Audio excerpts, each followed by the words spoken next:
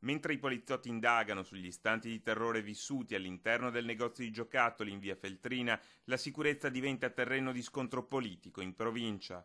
Per i banditi quella in corso è un'estate decisamente calda, numeri degli assalti e statistiche a parte, ci sono stati colpi che hanno suscitato clamore i cui protagonisti sono ancora a piede libero. Dall'assalto al furgone portavalori al supermercato Lando di Preganziol, con i finti candelotti di dinamite piazzati sul parabrezza, fino alla rapina alla consigliera comunale Petra De Zanet. Ma non basta, perché tra le rapine andate a segno e quelle tentate va conteggiato anche il colpo tentato ai danni del Tiziano e sventato dai carabinieri, che si sono visti costretti a tirare fuori le armi e a sparare in aria per mettere in fuga i ladri.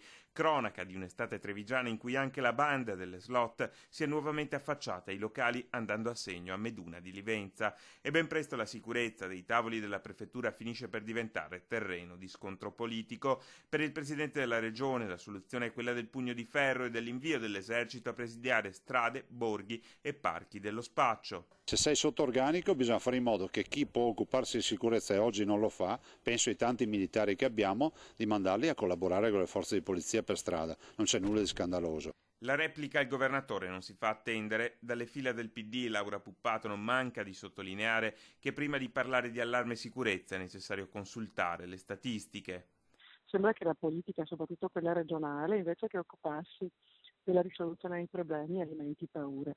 È un ottimo sistema per deprimere ulteriormente quest'area geografica rispetto al resto del paese.